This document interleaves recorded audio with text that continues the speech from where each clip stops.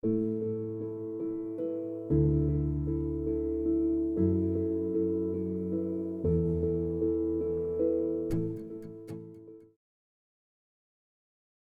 días nuevamente para todos. Mi nombre es Johnny Gabriel Maya, residente del primer año de Urología de la Universidad de Antioquia. El día de hoy vamos a tener el seminario de hidrocele, un enfoque pues como para los internos y también algunas estrategias para los cirujanos generales y los residentes. Bueno, vamos a empezar hablando someramente de la anatomía. De acá es importante tener en cuenta esta parte que es conocida para todos como es el canal inguinal. Va a estar conformado así a grandes rasgos por dos anillos, un anillo inguinal eh, profundo o interno y un anillo inguinal superficial o externo. El anillo inguinal profundo principalmente está formado por la fascia transversalis y la cual esa misma fascia también va a envolver o va a tapizar parte del cordón espermático. En cuanto al músculo transverso del abdomen, este también forma parte o ayuda a formar el anillo inguinal profundo y principalmente en su tercio proximal. Las siguientes estructuras que son la aponeurosis del músculo mm, oblicuo interno y el oblicuo externo van a formar el anillo inguinal superficial. Vamos a ver que esto es importante debido a que en cuanto al descenso testicular, estas capas del abdomen van a ser las que conforman las capas testiculares, como las vamos a ver a continuación. La formación de la gónada o del testículo se forma desde a partir de las 8 semanas aproximadamente intrauterino y va a tener dos estructuras que van a ser fundamentales. Este que es el ligamento craneal del testículo y que va desde lo que va a ser el diafragma y esta otra estructura que va a ser fundamental, que es como la guía o el camino que va a tener el testículo para el descenso hacia la bolsa escrotal, conocida como gubernáculo. Aproximadamente entonces a las 10 o 15 semanas inicia la fase abdominal del descenso testicular y va a estar dado por los influjos de los andrógenos fetales que se inician más o menos como a esta semana. Posteriormente, hacia la semana 28, o sea, el séptimo mes de vida, aparece esta estructura o este punto de partida que es el proceso vaginal y que es la señal que le da al testículo cuando ya se ha ubicado en la parte inguinal para que descienda e inicie su camino hacia la bolsa escrotal. Todo esto va a estar dado también por los influjos de factores de crecimiento y de nuevos andrógenos fetales ya un poco más maduros. Entonces, la fase inguinal, perdón, la fase escrotal se da por este influjo, hace que el gobernáculo se engrose un poco y se vaya perdiendo lo que es el ligamento craneal. Tanto así que cuando ya llega a la parte de la bolsa escrotal, todas las estructuras se han formado y normalmente hacia el término de la gestación, aproximadamente a las 36 semanas, el testículo ya se encuentra en la bolsa escrotal y a partir de estas semanas, este proceso vaginal, que fue el punto de partida, que también va a conformar una de las capas que vamos a ver a continuación, se inicia a obliterar y pues normalmente en algunos recién nacidos este proceso vaginal se cierra completamente, pero vamos a ver a continuación que en otros pacientes todavía sigue permeando. Entonces, ¿por qué era importante lo anterior? Porque muchas de esas capas abdominales van a terminar formando las capas testiculares, que son 7. Vemos aquí, por ejemplo, que la capa espermática externa es la continuación de la aponeurosis del músculo, de la aponeurosis del oblicuo interno. El músculo cremaster va a ser continuación del oblicuo interno, la fascia espermática externa va a ser continuación de la fascia transversalis Y esta es la parte más importante o la estructura más importante que vamos a ver en esta charla, porque es la túnica vaginal, la cual contiene dos capas, la capa interna o visceral y la capa externa o la que está en contacto con las estructuras, pues las otras capas del escroto. ¿Por qué es importante? Porque recordemos que en el descenso testicular esto hacía parte del proceso vaginal. Y como les dije previamente, cuando se cierra al final de la gestación o en el nacimiento, esto va a envolver, por así decirlo, el testículo y parte del cordón espermático. Cuando la túnica vaginal se inserta un poco más proximal, genera un defecto que se conoce como un defecto badajo de campana, y esto va a ser como una parte de la fisiopatología importante para las torsiones testiculares. Pero en este caso va a ser importante, ¿por qué? Porque aquí es donde se va a acumular cierto líquido que vamos a ver a continuación, que va a ser la parte del hidrocele. Las otras dos capas superficiales pues son el músculo dartos, que es la continuación del tejido celular subcutáneo, y la piel del abdomen, que se va a continuar con otras características formando la piel del escroto. Entonces, ¿cómo se define un hidrocele? Es la acumulación anormal de líquido peritoneal entre las capas visceral y la capa parietal o externa de la túnica vaginal. Aquí podemos ver que se conforma o se encuentra el líquido anormal de ese líquido peritoneal, porque recordemos pues que la túnica vaginal viene desde ese proceso peritoneal, continuación del peritoneo abdominal.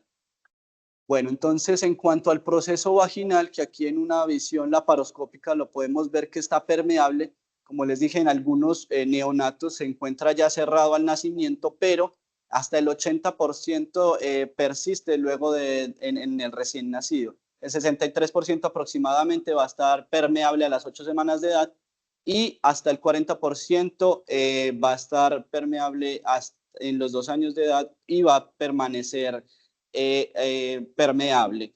Un 50% de ese proceso vaginal o de esos hidroceles van a ser asintomáticos de por vida, y solo el 6% se evidencian clínicamente después de un periodo neonatal. ¿Qué factores de riesgo incluyen, pues, como para que ese proceso vaginal sea permeable? El embarazo podálico, un bajo peso al nacer, prematuros o uso de progesterona durante el embarazo. Se ha visto que hacen parte pues como de la fisiopatología para que ese proceso vaginal continúe permeable. En cuanto a la etiología y la clasificación, tenemos que el hidrocele está dado principalmente por 4 mecanismos. 1, cuando se afecta la permeabilidad de ese proceso vaginal. 2, cuando hay una producción excesiva de ese líquido peritoneal en las capas de la túnica vaginal, o que haya una reducción de esa capacidad para absorber ese líquido.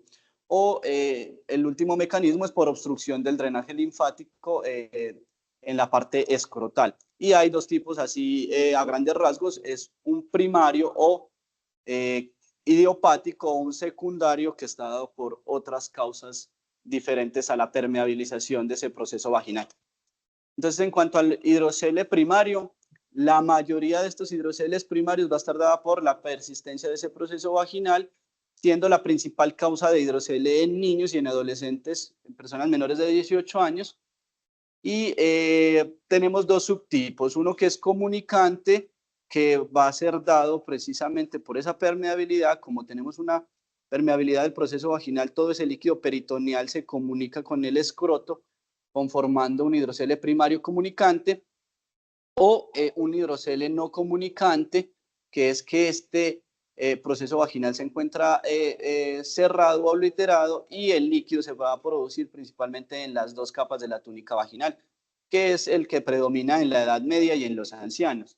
En la literatura se ha visto múltiples clasificaciones del hidrocele. Esta es una de las más actuales, que fue en un estudio del 2024 de abril, y nos muestran aproximadamente 8 tipos. En el tipo 0 es lo normal, no tenemos hidrocele. Nosotros tenemos aproximadamente 3 a 5 mililitros de líquido de la túnica vaginal, que no implica sintomatología.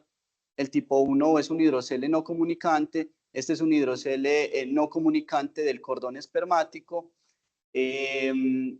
No alcanzó. Este es un hidrocele no comunicante del cordón espermático con hernia, un hidrocele comunicante con hernia inguinoescrotal, un hidrocele no comunicante del cordón espermático y un hidrocele enquistado del cordón espermático, un quiste del cordón espermático. En cuanto al hidrocele secundario, generalmente aparece en la etapa pospuberal y se han encontrado varias causas. El mecanismo de este hidrocele secundario es debido a un desbalance entre la producción del líquido y la reabsorción del mismo. En cuanto a la etiología, el 50% de los traumas que se presentan en la vía genital, en la parte genital, el 50% va a presentarse con hidrocele. Las infecciones son de las causas más comunes que producen hidrocele y hay que tener en cuenta muchos de ellos en las partes donde la filariasis es endémica, se produce un linfocele o un hidrocele linfático, de la mayoría de ellos gigante. También pueden existir otras etiologías como los tumores o los cánceres testiculares que se presentan en el 10 al 20% con hidrocele, obstrucción de ese líquido por hernias, que se presenta hasta el 5% luego de una herniorrafia, una complicación de cirugía de varicocele con incidencias muy fluctuantes que van desde el 3 al 33%, también por radioterapia o biopsias testiculares. En cuanto al mecanismo de disminución de la reabsorción, se da principalmente en mayores de 50 años y también puede haber hidrocele secundario por enfermedades locales como torsiones, cálculos de las túnicas vaginales, mesoteliomas o enfermedades inflamatorias como la sarcoidosis. Con la parte de la clínica y el examen físico, ¿cómo vamos a tener un paciente con hidrocele? Principalmente nos llega con una masa o con una lesión testicular, con un aumento progresivo tanto en niños como en adultos, de ese aumento progresivo del volumen testicular, perdón, escrotal, y que va a ser en su mayoría o casi más del 95% indoloro. En los niños tiene la característica que, como vimos, que son la mayoría comunicantes, va a comportarse como si fuese una hernia inguinal y va a tener la sintomatología de que este volumen escrotal se alterna con la posición, con la valsalva y dependiendo la hora del día. En los adultos tenemos que tener en cuenta pues como las características, los síntomas por los que consulta, porque la mayoría de veces los adultos consultan es por el crecimiento progresivo, más no por alguna sintomatología relacionada a ese crecimiento. Y es muy difícil a simple vista determinar si eso se trata de un hidrocele, de una masa testicular, de una hernia inguinal. Por lo tanto, también tenemos que tener en cuenta todos los antecedentes que tiene ese paciente. Es importante en el hidrocele, tanto en niños como en adultos, realizar una palpación testicular, ya que se dice que en el hidrocele el testículo no se palpa. Y también tenemos que tener en cuenta si se palpa o no el cordón espermático. Si no se palpa, pues tendríamos la sospecha de que sería un hidrocele comunicante debido a todo ese líquido acumulado que no nos deja palpar las estructuras escrotales. En la mayoría de textos nos dan que la transiluminación es positiva en hidrocele porque la luz pues genera ese efecto de iluminiscencia cuando atraviesa estructuras quísticas. Sin embargo, en algunas literaturas nos dicen que la transiluminación no es fidedigna o no ayuda mucho a distinguir si es un hidrocele porque también las hernias inguinales, por el contenido que muchas veces tiene, también va a asimilar esta característica. O como en este caso, un reporte de caso de un paciente que le hicieron una colonoscopia y resulta pues que la luz del aparato de colonoscopia vino hacia la hernia escrotal, pues generando una transiluminación, pero pues retrógrada. En cuanto a las ayudas diagnósticas, el hidrocele se diagnostica de forma clínica. Las ayudas diagnósticas, en este caso la ecografía Doppler, que es la de elección, va a estar indicada cuando no se logra palpar ese testículo y teniendo en cuenta, como lo dije al inicio de la charla, en cuanto a las etiologías, el cáncer testicular puede estar presente hasta en el 10, el 20% con hidrocele y pues nos ayuda principalmente a diagnosticar que ese hidrocele no sea de una característica o sea un secundarismo maligno. También nos ayuda a ver el volumen testicular. Normalmente el hidrocele o la gravedad del hidrocele no va a determinar que ese testículo se atrofie o pierda características reproductivas. Y como les había dicho, normalmente ese líquido escrotal es entre 3 a 5%. Nos va a ayudar también a determinar cuál es la etiología, si es un hematoma, si es un piocele, si tiene masa, si tiene cálculos, etcétera. También nos ayuda a diagnosticar en cuanto a la ecografía. Se ha visto pues en estudios que la sensibilidad para una enfermedad intraescrotal es hasta el 98%, pero una especificidad más bien baja del 68%, y en cuanto a determinar diagnóstico de una hernia inguinal, una sensibilidad del 86% y una especificidad del 90%. Es así como se han hecho estudios. Este es un estudio de marzo del 2023 en el que se quiso ver si las características clínicas concordaban con los hallazgos imagenológicos de ecografía, y lo que se encontró que en esas lesiones testiculares o escrotales más bien, el principal diagnóstico, lo que no se ve muy bien, el principal diagnóstico de esa ecografía fue la hernia. Se estudiaron 210 pacientes y en 150 de ellos, en un 71%, el diagnóstico principal era hernia, y el que le seguía era el hidrocele con un 13%.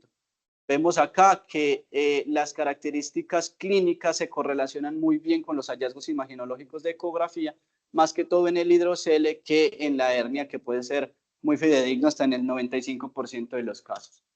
En este estudio pues se confirmó que la exactitud diagnóstica clínico-radiológica para las lesiones intraescrotales es muy buena, con un 92.7%, y que es importante cuando nos ayuda a aclarar el diagnóstico en esos pacientes con hallazgos clínicos no claros. En este otro estudio, es un estudio retrospectivo del 2019, en el que se quiso realizar estudios ecográficos previos a la cirugía de hidrocele.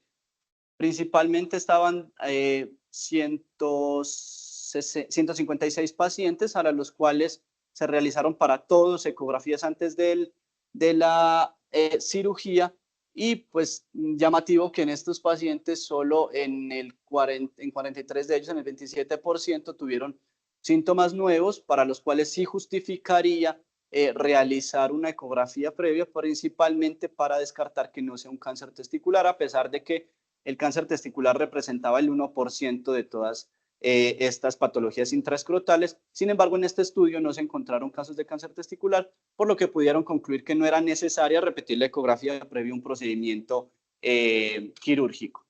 Otras ayudas diagnósticas: tenemos la TAC contrastada. No es necesaria de entrada, es principalmente indicada cuando hay una inconsistencia en la parte clínica y en la ecografía, y va a estar muy indicada en pacientes con hidroceles complicados, ya sea por una infección concomitante, aquellos que se les está pensando en apendicitis y que tengan un hidrocele comunicante, porque puede tratarse de un hidrocele de características infecciosas, en hernias femorales, en un hidrocele de aparición súbita o dado por iatrogenia, y se ha visto que la exactitud mejora cuando se realiza en conjunto con la ecografía Doppler. La resonancia magnética pues va a estar mucho menos indicada, pero solo está indicado en cuando los anteriores estudios imagenológicos pues no son claros o no hay contraindicaciones para la TAC, pero sí es muy buena previamente al estudio quirúrgico en ciertos pacientes para evaluar cuidadosamente el componente inguinal, el canal inguinal y el anillo herniario. Aquí podemos ver, por ejemplo, un paciente con una patología intraabdominal quística gigante, comunicante con el escroto. Esta TAC nos ayuda a diferenciar o nos ayuda a valorar muy bien la parte prequirúrgica.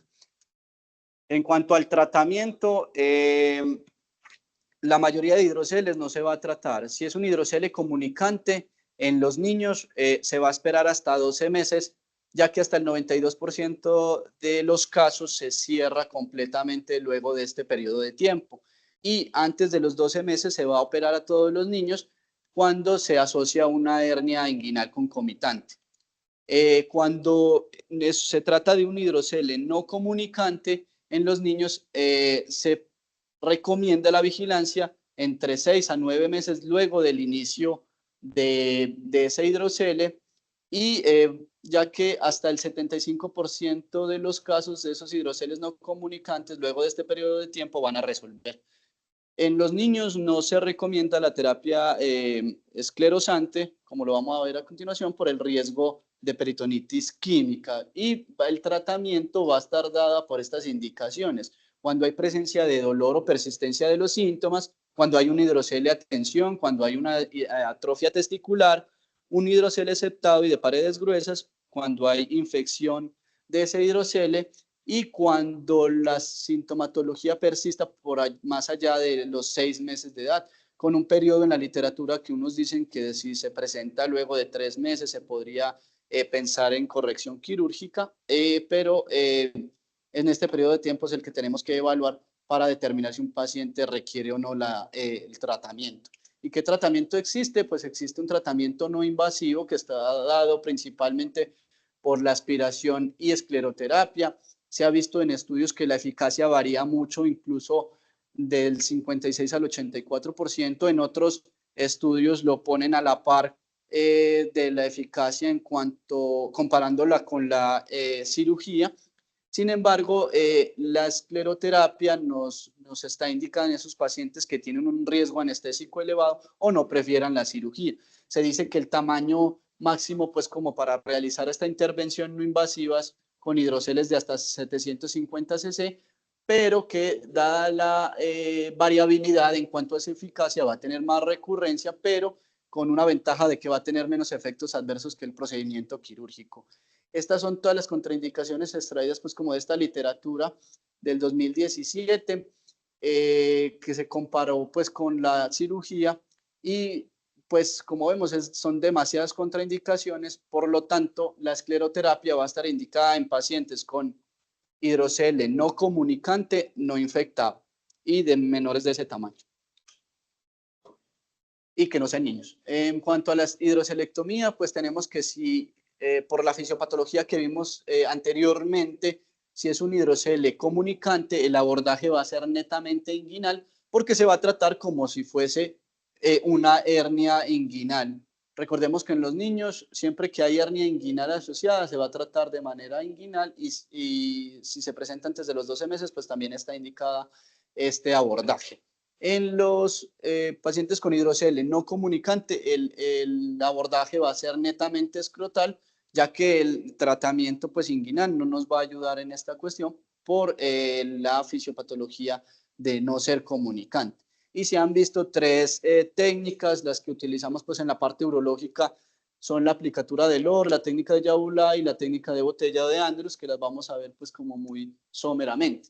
En cuanto a la aplicatura de Lohr, principalmente un abordaje escrotal, hacemos una disección por capas, llamativo de esta foto que por el tiempo de evolución del hidrocele, que muchas veces son más de 6 meses, se genera un engrosamiento de las túnicas escrotales, lo que se conoce como paquivaginitis. En cuanto a la técnica de Lohr, lo que se hace es suturas no absorbibles, perdón, absorbibles, en este caso Bicril 3.0, para realizar la aplicatura que va a hacerse de esta manera. Se colocan pues las suturas alrededor de la túnica vaginal, muchas veces engrosadas, y después se cierra para generar una especie de una cama en el testículo que va a ser luego reintroducida a la bolsa escrotal y se cierran las estructuras por capas. En cuanto a la técnica de Yaulay o de Wilkelman, lo mismo, se realiza una disección por capas y se llega hasta el saco, el cual se abre, pero lo que va a hacer en esta técnica es que se va a evertir esa túnica vaginal y se va a realizar una sutura continua para así generar esta apariencia del testículo. En cuanto a la aplicatura del ORT, pues es la técnica menos utilizada, perdón, la segunda más utilizada, pero es la que tiene menos efectos adversos que nuestra complicación más común es el hematocele. En la anterior pues, no se indicaría un drenaje y en esta sí se podría dejar un drenaje de Penrose para evitar ese hematocele. Y esta es la última técnica, la menos utilizada, consiste en realizar un corte de ese remanente de esa túnica vaginal y se hace una aplicatura, se hace un cierre pues como de esos extremos. Las complicaciones de la cirugía pues existen más o menos en el 3 al 6%, están dadas por hematoma, hematoceles, infecciones del sitio quirúrgico, el edema persistente, una recidiva del hidrocele o una lesión de los vasos espermáticos. Según este estudio que comparó las tres técnicas, no existen diferencias en cuanto a complicaciones ni en resultados a 6 meses de estas tres técnicas, como les dije, en resultados más o menos del 3 al 6% de complicaciones, siendo así unas complicaciones bajas, un procedimiento seguro. Entonces le he querido traer pues escenarios para el cirujano general que si están pues como en medio de un procedimiento quirúrgico, ¿qué podríamos hacer? Este es un primer escenario en el cual si estoy realizando una técnica de una herniorrafia inguinal, pero me encuentro un hidrocele, ¿qué podría hacer? La literatura pues me dice que si estamos en un abordaje inguinal y me encuentro un hidrocele, recordemos que la fisiopatología va a ser de un hidrocele comunicante. Entonces lo que se hace, pues ustedes sabrán más en esta parte, lo que se hace es diseccionar por capas ese anillo inguinal, llegar hasta el saco herniario de ese cordón y aislarlo. Cuando ya se lo tiene aislado, se inicia la disección de ese saco. Aquí podemos ver, por ejemplo, que se encuentra más en relación al vaso deferente y al cordón espermático, se continúa disecando hasta encontrarlo. En esta parte, si tenemos el hidrocele, lo que nos recomiendan es abrir y aspirar y después seguirlo tratando como normalmente se trata ese saco herniario. Aquí está explorando pues como la parte más de la parte del saco. Vemos que hay un aumento en ese saco herniario, para lo cual el cirujano en este caso pues le realiza una resección. En estos pacientes, los que tienen hernias inguinales gigantes y que ese saco escrotal, ese saco herniario escrotal es muy grande, lo que ellos recomiendan es que hay dos formas. Yo puedo realizar entonces el corte pues, de ese aumento e iniciar a buscar el resto de estructuras y devolver ese contenido hacia la parte abdominal para después realizar un cierre por capas de ese defecto, teniendo en cuenta pues como el aislamiento del cordón espermático y realizar ese cierre de capas cuidadosamente para evitar que no quede pues estrangulado el cordón espermático. Y ya se cerraría pues como el cierre del canal inguinal de la manera pues como se hace en la parte quirúrgica. Pero podemos tener otro escenario en el que se encuentra un paciente con hidrocele. Recordemos que la fisiopatología es comunicante, en el que va a tener una hernia inguinal indirecta y en lo que vamos a realizar el abordaje inguinal. Lo que realiza el cirujano es esa separación de ese contenido de ese saco de las estructuras del cordón espermático y posteriormente se realiza una incisión de ese saco. En este punto, si hay contenido intestinal, se rechaza hacia la parte abdominal y posteriormente se aspira ese contenido del hidrocele, pero lo que podemos hacer es proximalmente hacia el anillo inguinal superficial se realiza una ligadura de ese saco del tejido y lo que podemos hacer es el corte y olvidarlo o se realiza, se retira todo ese saco herniario. En esos pacientes con hernias inguinales gigantes muchas veces es difícil sacar o retirar todo ese saco herniario. Lo que ellos dicen es que si no se puede retirar todo, se realice un corte de ese saco escrotal hasta la parte más distal para evitar que se genere esa especie de recipiente en donde se puede generar un hidrocele. No se ha visto en estudios que el tamaño de la hernia inguinal influya en un hidrocele posquirúrgico. O sea, no se encuentra pues como la relación.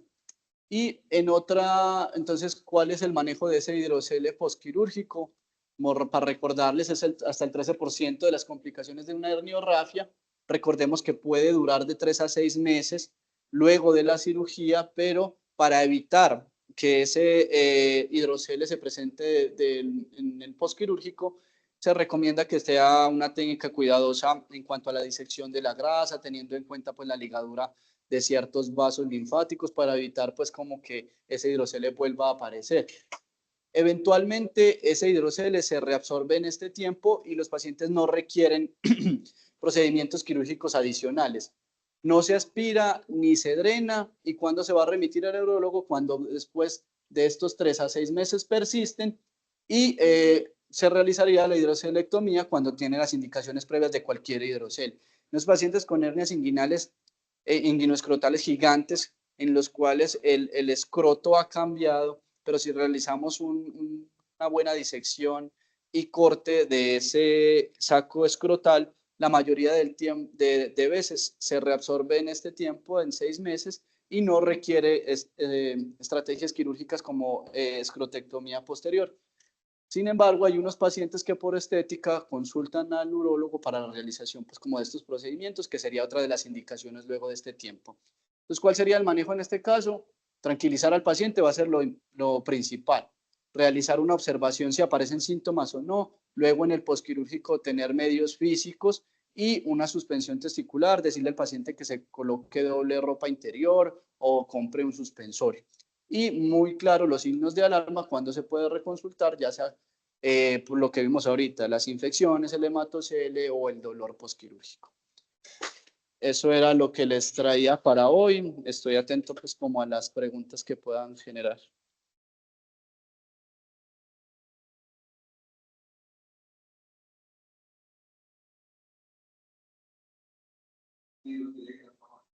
Listo, entonces el hidrocele de gran tamaño o el hidrocele gigante se define como un hidrocele que presenta más de 1000 cc cúbicos. Eso es lo que se ha visto pues como en la literatura.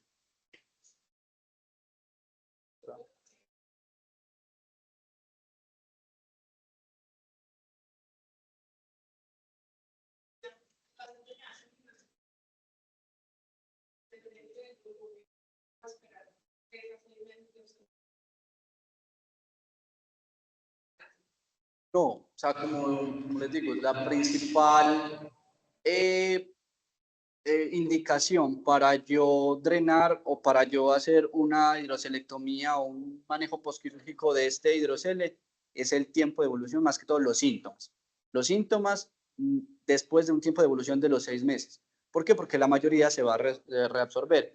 En las primeras 2 semanas es donde el hidrocele, luego de esa parte quirúrgica, va a presentarse de manera más llamativa, por así decirlo, para los pacientes. Entonces, nosotros lo que tenemos que hacer es tranquilizar. Si después de ese tiempo persiste el hidrocele o ha crecido o se presenta de manera súbita, ya tendría que hacer un estudio imagenológico y realizar pues como la intervención quirúrgica temprana.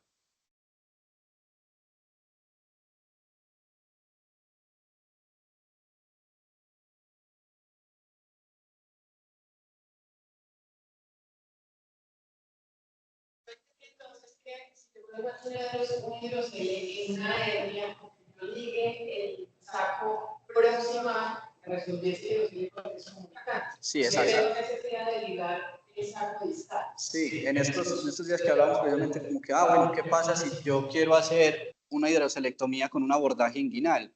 Pues por fisiopatología, por la lógica, no se podría hacer, porque es que sería un no comunicante, entonces va a estar todo el contenido en la parte escrotal y por eso se aborda de manera escrotal.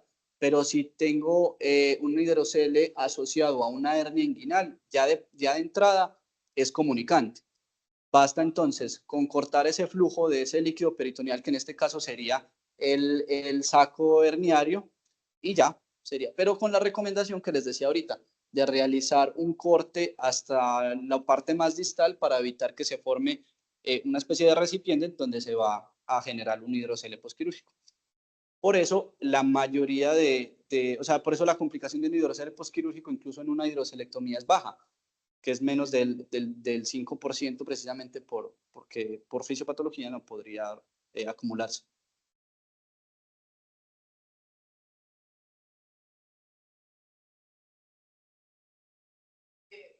Nosotros podemos tomar varias cosas. Y muchas veces lo que me preocupa mucho es la comunicación. Yo casi siempre lo digo. Pero saber que ligar es suficiente. Y las herramientas a nosotros, pero que